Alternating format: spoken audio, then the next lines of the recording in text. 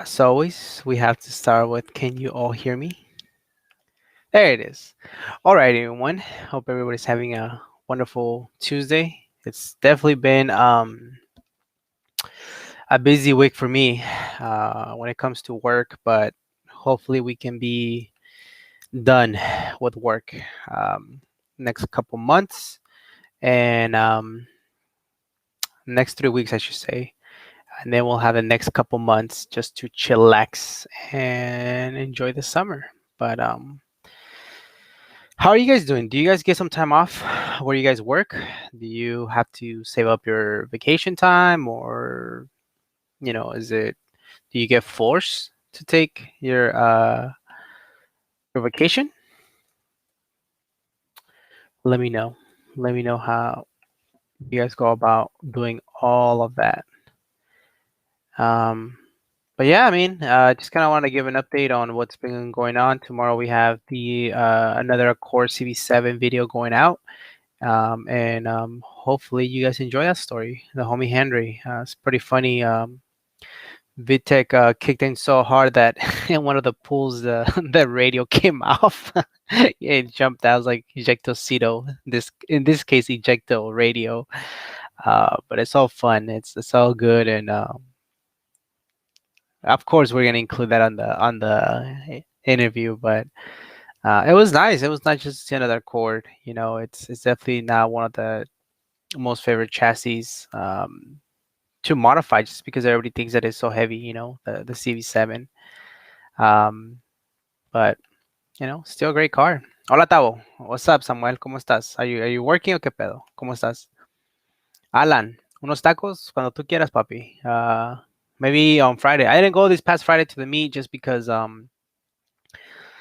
kind of just wanted to get a break, and not, de lo bueno poquito, so that's why I kind of have you guys be sad by not having me around, at least for one Friday. But maybe on Friday, well, definitely on Friday, so we can definitely do that, have a little bit of tacos. But hopefully you guys can pick up a nice, decent place, man, because you guys been just slacking on the places that you guys choose. It's bad, so. Maybe you guys can step it up a little bit.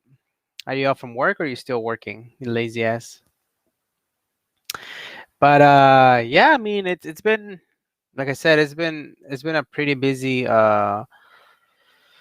week for me at work, and it's barely Tuesday, so it feels like it's definitely Friday. One of the other things that I'm actually really looking forward to is starting another documentary on another chassis. I'm not sure which one, as it's difficult to coordinate with so many different people, um, for one video and then having to edit it and all that good stuff. I don't know. I'm actually really looking forward to uh, doing some for the Accord community, obviously. I'm also looking forward to doing some for, uh, everybody's asking about the EK9, the EK chassis platform.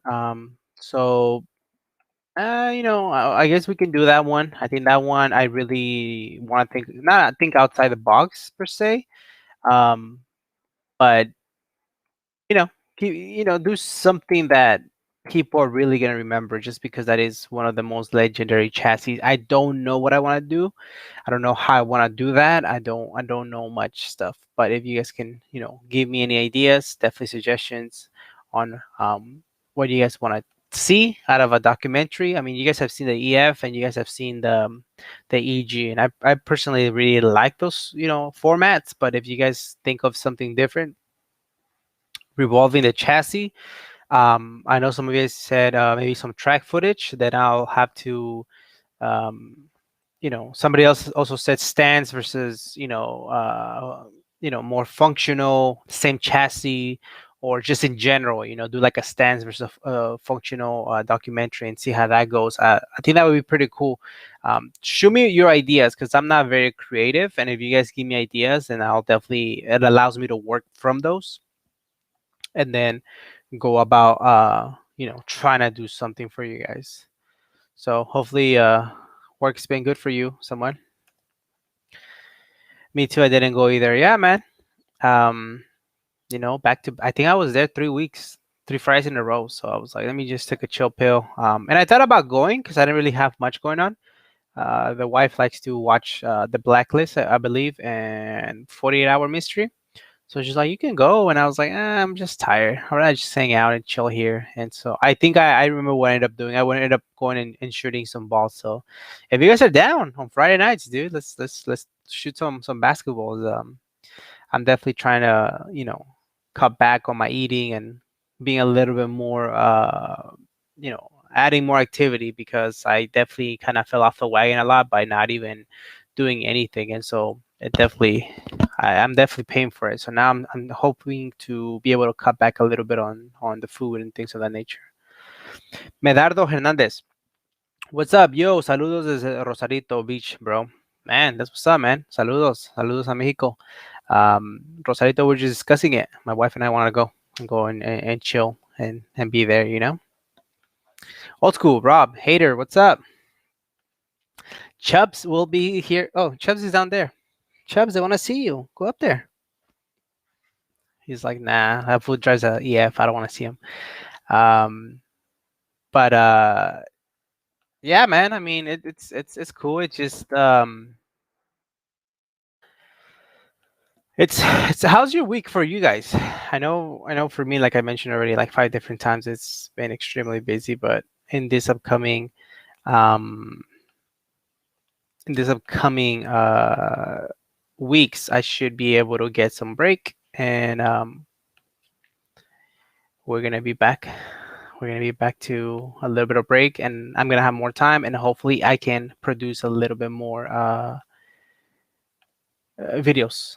Again, very like documentary. So please, in the description, the comments, I mean, leave a suggestion on what you guys would want to see. I'm gonna have more time these upcoming weeks, so then I can meet with different people during days and things like that. So I just kind of want to get ideas so I can prepare my summer for it. Before we continue, let me share some YouTube channels that I think you guys would benefit from checking out. Number one, let me see. I think it's like this. Number one, Sagit Net 2. This guy right here, we're gonna meet up with him. Older gentleman who drives an Accord CT5 and it's boosted. Um, pretty cool. Not gonna lie, he's local to me, so we got in contact via email, and he's been putting in the work. He's been trying to do videos. I'm assuming that the gentleman works, so he's still pumping up as many videos as he can. CD5 boosted H23, if I'm not mistaken. And he's just doing random videos, installing coilovers. He just got the two coilovers, and so that's pretty cool to see that he's still playing with the car, man. I mean, after so many years, he's still, um, you know, messing with them. He ended up going to Old School Honda in San Diego in this car, and it ran like a champ. And so I think it's pretty cool. Gotta give credit to what credit's due, and the fact that he's putting in the work. Like I said, I don't know if he works or he doesn't, but it's nice to see an older gentleman still rocking these old school Accords. And like I said, we will be meeting up with him very soon. I need to schedule him for interview, but I've been busy, as you guys already know, for the eighth time. I told you guys just within 3 minutes, but I'm extremely happy and looking forward to this car, and hopefully I get to see him at upcoming Cars and Coffee that we'll be having in Cerritos, California this Sunday. So as the first one, let me put on right here, Saget Space Net 2. The second one is Toledo. Toledo drives this DB. He's been putting in some work as well. I've been seeing him, always showing some love and support on the channel. So I think this is the least we can do for him. Again, Toledo, not very difficult. Um, I saw when he fixed his front lip, he resprayed it. He's been doing some stuff to it. I guess in this video, I haven't seen this video. He goes and cleans and restores these beautiful wheels. By the way, one of my most favorite wheels. When it comes to OEM, and I definitely like the fact that he's still messing with this car. His very first build was a truck. I actually really liked. I went back and I started seeing some of his older videos. And it was cool to see. So wow, great looking refresh on the wheels. Look at that. Woo, very good job. I really like what he did with them. Man, just brand new. So again, I like that. I like that he's working with what he has. I think anybody and everybody can do this. It's very budget friendly, and it keeps you busy. And it keeps you busy. That's ultimately what we want to be able to do. Just you can see the difference right there between the inner lip and then the face. It's day and night. So definitely check out Toledo. Oh, and he even find the center. Just to give it a nice little finish. Perfect. Toledo. Toledo. There you go. Check him out. Third one is one of the biggest supporters that we have for the channel for the past 2 years. Old school. It's the channel. His name is Rob. He's from Canada. He just sent me a video that he did on his EF today. I haven't been able to watch it, but as you guys can tell, he has pretty good taste and the cars that he likes, and he keeps them very minimal and very extremely clean. So I'm sure that you guys will get a kick out of this walk arounds just because um, he likes to go OEM everything. So he's like super restorative type of direction. So we won't see any white body on this car. But as you guys can tell, this thing is immaculate.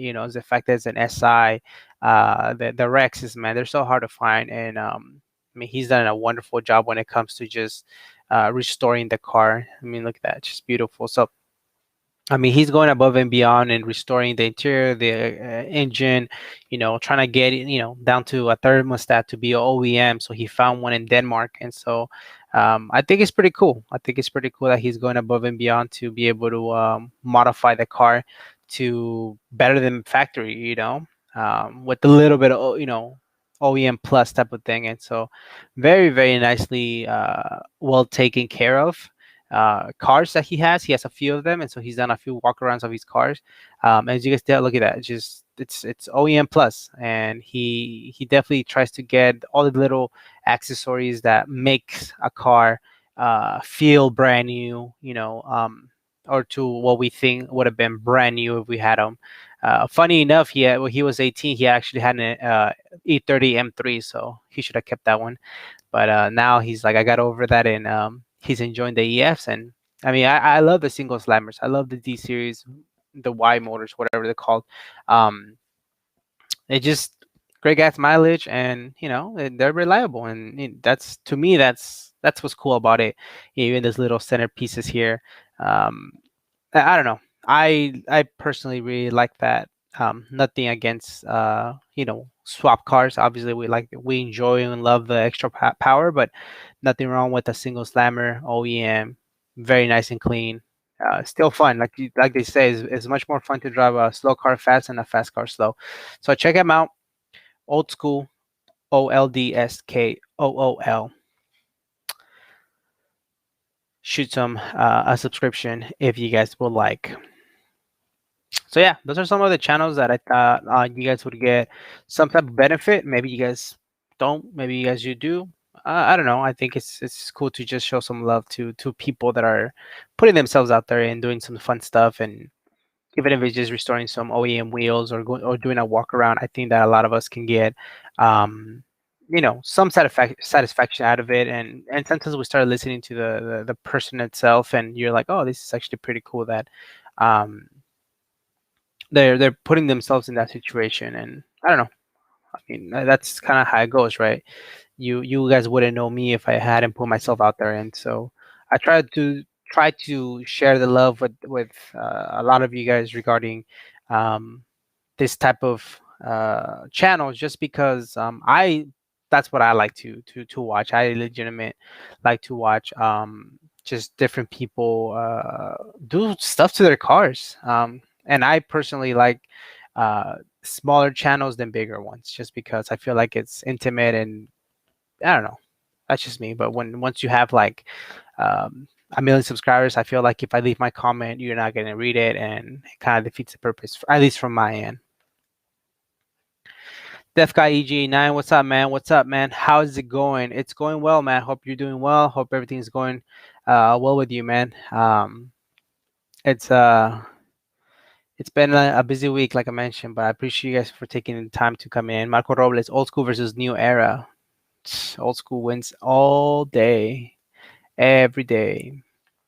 We're still unlocked until May 20. You guys are still in lockdown? Shit. US couldn't handle it, man. They're like, nope.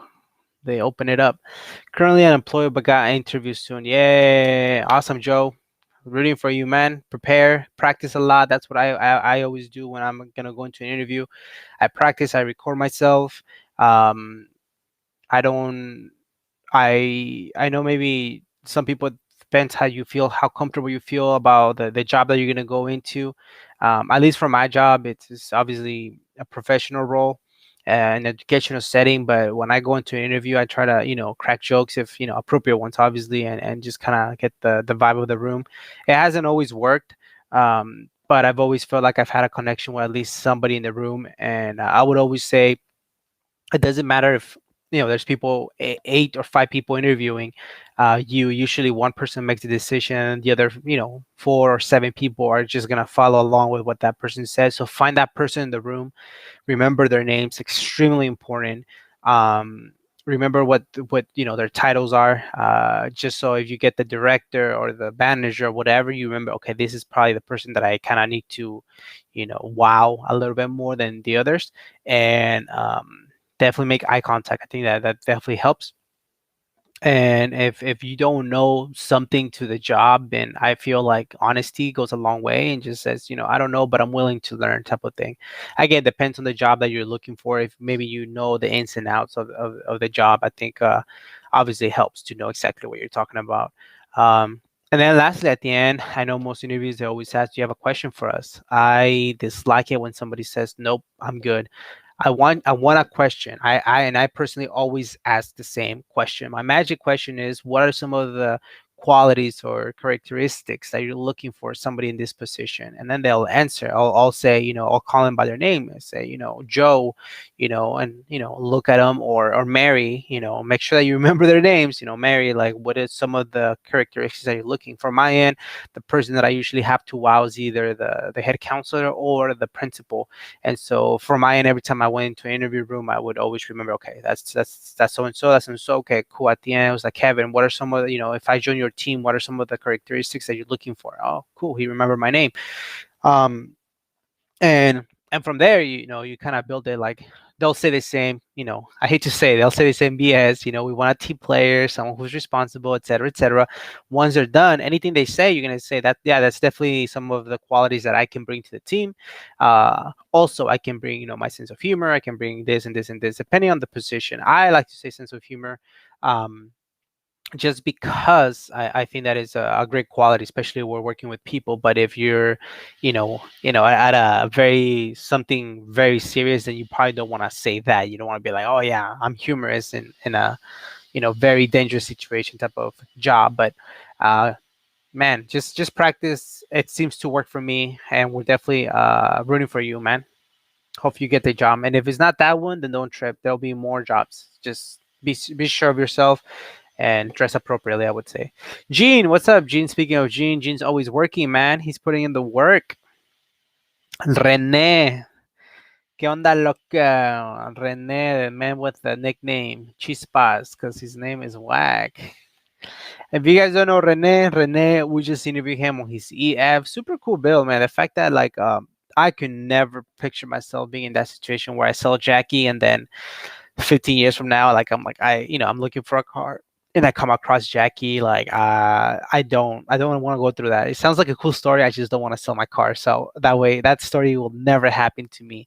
Um, even if it was some type of emergency, I don't know. Honestly, I don't see myself.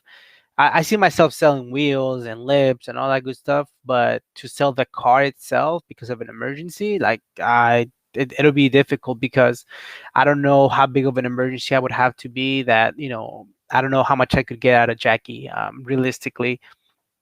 because emotional value doesn't mean anything to except for that person. And so I don't think anybody would pay me more than 2 grand or 2,500, if that. Maybe 3 grand. But even that, like, that's at that point, like, I mean, at that point, I'd rather get another job, delivering pizzas in Jackie, make 3 grand in about 3 months, and I don't have to sell that car. So, if I ever, I think I've had this conversation with my wife and some of my friends that if ever something ever happens to me, then the first option is, tell my brothers who wants the car, who's actually going to take care of it. And if nobody says, oh, I don't want, no, I don't want that responsibility, then that car goes to the junkyard, and you say, I'll pay extra. I want to see it get it crushed. Like, I don't want to see at the yard. um I mean, even if it goes to the yard, cool, and it gets parted out, then that's fine. But I definitely don't want that car to be driven by anybody else. Um, and I know my wife understands, so that's pretty cool. Anyways, long story short, I'm glad Rene has his EF hatchback back, but nah. And then Gene, obviously, you guys know that he's the man with all the EFs. He's hoarding all the freaking EF parts, and so he goes through cars left and right. I think the only car that he wouldn't get rid of is a sedan Integra sedan, since he is the first owner and potentially wants to continue to be the only owner. I don't see him selling that car. That's the way I feel about Jackie. She is my first car, not brand new from the dealer, but I guess to get a brand new car from the dealer, you have to be that old. I'm kidding, Gene. Um, but yeah, I don't see myself selling that car. Gearhead says, "What's up? I'm taking my EP3 to Bakersfield Import Takeover on June 6th." Oh, that's cool, man. I didn't know there was a on June 6th there was some stuff going on in Bakersfield. Maybe I'll drive up there. Maybe we see your EP3. I didn't know that. That's cool. Marco Robles, trying to feel better after my second COVID vaccine so far. Not great week. Oh man, I hope you feel better. When I got my second vaccine, um, nah, man, I don't know. I guess I already paid through all the challenging situation when I got sick. That the vaccine's like, dude, we can't do anything to you. You already went through everything that needed to be done. So I think the worst that we had, my wife was sleepy, but other than that, I feel fine. I at first I cleared out like the next day after the second vaccine, so I was like, oh man, I might get hit with it. Now I was like, okay, I'm bored. Let me do something else. So I ended up, going on and out and about, and I felt fine. So hopefully you feel better, man. Hopefully just it's passive. Whose CRX is that? I don't know, man. Some weird dude from Canada. Definitely gonna go back and watch the video though. Don't trip. I really like the way you modify your car and the way you do things, how you go above and beyond all the way to other parts of the world to see if you can find those little parts that are OEM. Like I said, Cali, for whatever reason, when it comes to OEM stuff, like they're very strict, dude. Like it's very hard to find parts. I've called for jacking some parts, and they're like, nah, man, that's what discontinue. And I don't know if it's the part salesman, person that's just being lazy about it, but it's extremely hard to find those things, man. Now, Gene and Rene having their little boyfriend and girlfriend time.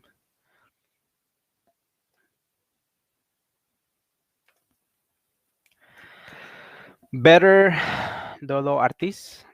Better Dolo Artis. Hi, sir. Do you think you can hear me once my CRV's all restart modded? Nah, man, we don't do CRVs. Those are whack. Someone's as whack as the Civic. Yeah, man, that'd be cool. Where are you located? What have you done to it? Yeah, I'm always down for something different. Actually, speaking of that, there is a guy in Irvine. He was super supportive. He ended up buying some shirts. He had patience, so I'm that Miguel. I'm so grateful for him. I have yet to hit him up on his CRV. Has a white one. It looks very clean. I don't know for what reason the CRV just kind of shot up in prices and popularity. They're awesome cars. I don't know how easy they are to work on. I've seen some videos from Lazy Man Garage where he was trying to, do some stuff to it, and he was like, "Dude, this car's a pain in the ass to work on." So I don't know how that works, but I like the actual look of them. Personally, if I was to choose between a CRV and, like, let's say a Subaru Forester, I would personally go with the Forester.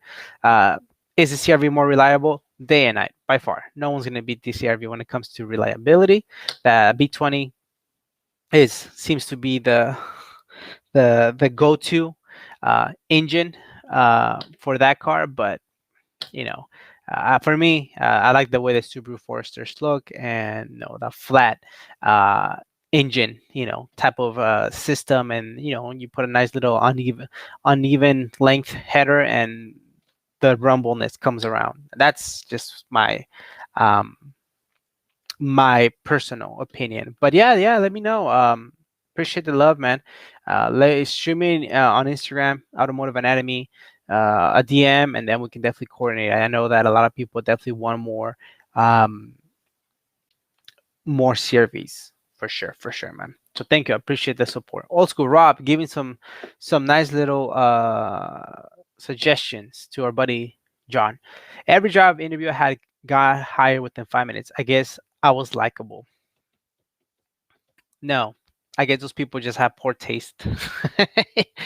I think, actually that's a pretty cool topic. Now that we discussed this, I think the thing is you're likable, um, and a lot of things that you're doing that are not, there is a thing about people. I heard this thing. I could be wrong. People will know if they will hire you within the first 30 seconds you walk into the interview room. I don't know if that's true. Obviously, I've always dressed very professional. Like that's always been my go-to. Shirt and tie, even for my custodian job. Obviously, uh, to some people are like, well, you're not gonna be, a lot of people say dress the way you would be dressed at work. And so for me, I've always believed dressing, dress to impress. I'd rather have somebody say you're overdressed than to say you're underdressed, because the underdress, there's a negative stigma that comes with it. The overdress is like, this dude was overprepared. No biggie. And so for me, I've always yield to the side of let me wear a tie even if it was for a custodian job. And so obviously in a professional office setting, you will be wearing a tie. Maybe not every day, but that's just my thing. I like to do that. So interviews, I always go. Now, you mentioned you get hired within the first 5 minutes. It's not that you're guessing you're likable. You are likable. You're also prepared, and you're also doing some other stuff that, again, people are looking. You come in, your hair's done, you're dressed the par, you were on time. I mean, I'm not saying that you've been on time all the time. You probably could have been late to that interview and still got hired. Well, once they see you, they have an idea of you. Once you open your mouth, then they have another idea of you that will reinforce their very first thought, or yeah, kind of have them balance and think, man, maybe we can give a chance to this guy. I think the way I've always interpreted, somebody interviewing me, they're listening to some of the stuff I have to say, but in their head, they're like, "Can I work with this guy every single day?" That's really, I think, what they're really thinking. And so, yes, I might be saying some stuff that makes sense, some that don't make sense, but they're like shaking their head because I'm looking at them and and engaging, and they're like, "Oh, I could see myself working with this individual." So I think that's something that you're doing, Rob, that really um, grabs their attention. So they're like, man, I can see myself working with this guy. And so I think it's a pretty cool topic because a lot of people don't think that way. They show up to the interview, shirt untucked, sometimes right on the dot. Chewing gum. I mean, I've heard some crazy stories, and I'm like, well, that just shows the lack of preparation. Or sometimes I remember that one of the guys that I work with, a custodian, he was such an older head. He was probably in his 50s. And he had been working for the district for like 20 some plus years, maybe going to 30. And he hated where he was working at the high school where I was at, and he wanted to have his own school. He had a reputation for not being the hardest worker.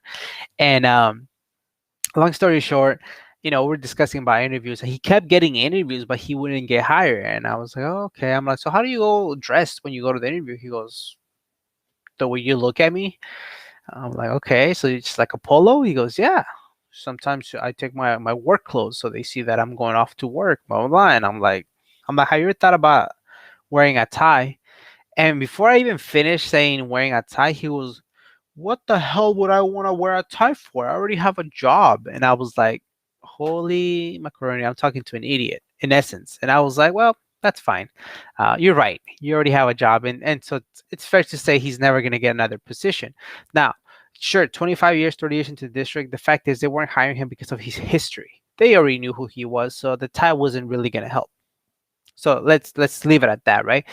But to me, for me, what was the most, you know, important part of that conversation was the fact that he was close-minded to think like, what the hell would I wear a tie for if I already have a job? Well, you kind of want to have a different impression. Like you never know, you might get lucky, And a few of the interviews that he went to, there were brand new principals, so they didn't know anything about him. Obviously, somebody at the district would have been like, this person so and so. But again, going back to what I was saying, once you go into an interview, there might be 10 people, but only one is really a shot caller because that's going to be the one you're going to be working with, or that's the one that runs the school, whatever, or in this case, the school or the corporation. That's the person you have to kind of persuade. And I've been in a situation where I'm like, how the hell did that person get hired? And they're like, oh, so and so like them. Like, ugh. And everybody kind of just goes with it because you're not going to be going against your boss, especially in an interview. You're just trying to go home. Okay, we got done with these 20 interviews for one position. I'm not going to sit here and argue who you think is best or worse. You're my boss. I'm going to go and say, oh, yeah, I like that person too. Move on. So I think that's where he lacked that open mind is where like if he was to wear a tie, go to the interview, and he just happens to get a new principal that doesn't know him. Once you get in, and then you stay there. Like that's the principal's fault in this case for not doing their due diligence. The same thing when the corporations or fast food or business or banks or whatever. People may not know 100% who you are. They give you a chance, and really it's up to you. Hopefully you are actually preparing, you actually put in the work, and you're in a open mind, positive you know state to go and do the best job possible. If not, people can tell right away like this guy or this girl doesn't really care about her job or his job. And you know so yeah, man, definitely part of it is you're likable, part of it is you were doing your homework, and you were prepared, and people like to work with people that are prepared. It's no it's not a big secret. I don't want to work with somebody who doesn't know what the heck is going on, and it's just like, okay, again, because in the back of my head I'm thinking, can I work with this person every single day? Just by look at them, how would this person do with the crisis? How would these people do in this scenario? So I'm playing that in the back of my head, and if that's not something um that aligns with what you're saying or the way you're acting, then you're probably not gonna get um be on the top of the books. And another thing that I also have noticed is when people come and say I have X amount of years of experience. Well, there's Chubbs, everybody. He made his presence for all of you guys who are asking for him.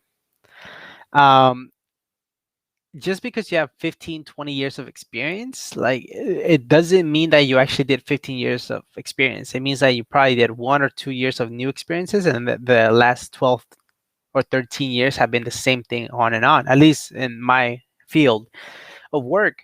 Um, that is great. And it does have something to do with it. I'm definitely not downing it. But at the same time is in that moment, how are you going to make that person feel? Because again, going back to the way I see things, if I'm going to have somebody who comes with 15 years of experience, I'm not just hearing like, oh, great, I don't have to train this person. I also hear like 15 years of bad habits, 15 years of, oh, I know what I'm supposed to be doing. Don't tell me what to do.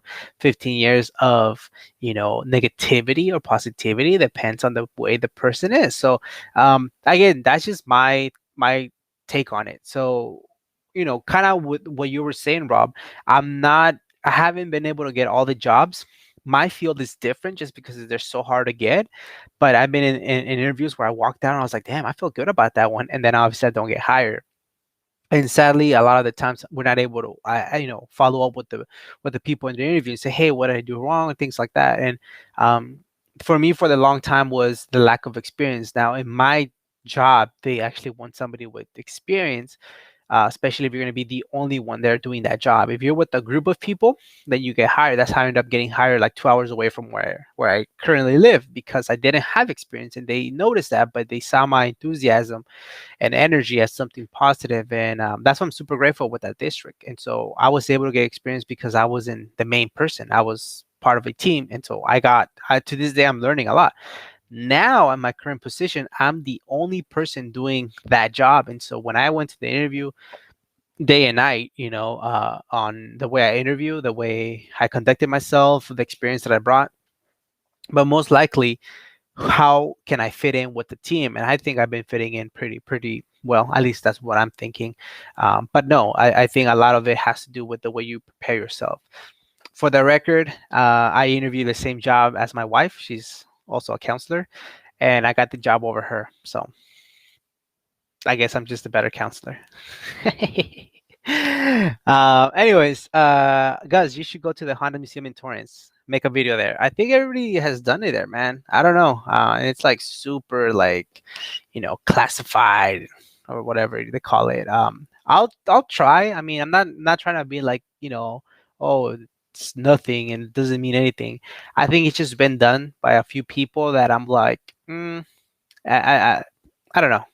Maybe I'm overthinking it, but I'll definitely I'll stop by and see if I can get some type of appointment. But I don't promise you much on that because they're very strict and picky about who they get in and things of that nature. I'm like, the step 25 says, "What's up, bro? What's up, man? Hope you're doing well." More dots in interviews, please. Definitely, man. Definitely. I love Datsuns. Let's get Nino in your channel. Nino doesn't want to, man. He doesn't want to. Nino has one of the most cleanest 240Zs in the history. That car is immaculate. When I say immaculate, I mean immaculate. He did give me a ride along in one of the cars and coffees after I interviewed Steven on it on his own Datsun 240, and he's like, "No, you gotta see my buddy Nino's car." And I was like, "Okay." He's like, "That car's clean." And when people say that car is clean, I figured, it's clean with defects. Nah, Nino's 240 is clean, and so I was able to have a ride along, and it's something else, man. I absolutely love it. So I'll definitely hit him up again, but I know I already hit him up once, and I don't think he was very interested. Plus, he's busy all the time with family and all his builds that he has. So we'll see. But I definitely want more Datsuns. I want some 510s. I want a 510 wagon. I don't know if there's a different chassis code or name, but I want a 510 wagon for sure. The 240Zs, obviously, those are never gonna go out of style for me. Even a little roaster, and definitely more trucks. The 620s and the 521s, I absolutely love. So yes, more Datsuns for sure. Cristiano, what's up, man? What's going on, fellas? What's going on with you, man? Hope everything's going well with you. Romandiola Quartz. Prepare, practice, proceed. I like that. I really like that. It's a good model. Guys, what's your job? Custodian. I used to be a custodian. Now I'm a counselor. So that's what I started doing. That's what custodian got me through my master's program. That's when I was really broke, and but that's what got me through school, and so paid off, no debt. Now I'm doing something different in the same educational field, and I really like it. I actually sometimes miss my custodian job because I would put on, like, my podcast or my music, and I just clean the rooms, and there's some satisfaction that you get out of it. Now, I don't like to clean at home, but I like cleaning the classrooms. And my wife's here, so she's like making these side comments on the side. You know what? I like vacuuming when I'm getting paid. And some would argue that, you're getting paid with smiles here, but nah. I like vacuuming in a classroom, and you just see how, like, everything's getting swept or everything's getting picked up. And you go into a classroom and it was a mess. Now you clean it up, you come out and it's beautiful. The next day, still a mess, but back of your head, you're like, cool, I get to keep my job and there'll be work for tomorrow and things of that nature. So definitely enjoy that job a lot, quite a bit. Not even gonna lie, to be honest with you guys, I really like that. I'll talk with him. Ask him. Ask him. He's gonna be like, nah, that guy, hell no. Gene, I would have hired Chubbs ahead of you. Honestly, you know what? I would have hired Chubbs in a heartbeat. Look at him. He's so calm. That's Chubbs. That's as loud as he gets. Maybe he'll bark because some other dogs are fighting outside or somebody rang the bell, but that's Chubbs. I wish I could take him to work. I haven't said it. If I could take Chubbs to work, I would work an extra hour for free. I don't care. But it is what it is. But Chubbs just hangs out. He just, he does him. Shout out, please. Noah, no more shout outs for you. No more. No more. How you doing, Noah? Hope you're doing well, man. Igloo? What? What is that? This is Steven. I will talk to Nino so we can get him on your channel. Oh, I didn't know that. Okay. Steven, how are you, bud? Yeah, so that's Steven, the one that we interview on his beautiful Datsun. By the way, that thing is getting rebuilt. That thing is gonna be insane. If you guys if you guys, some of you guys remember the orangey red Datsun that we interview, that thing has been taken completely apart, has been resprayed, and Steven is working on it.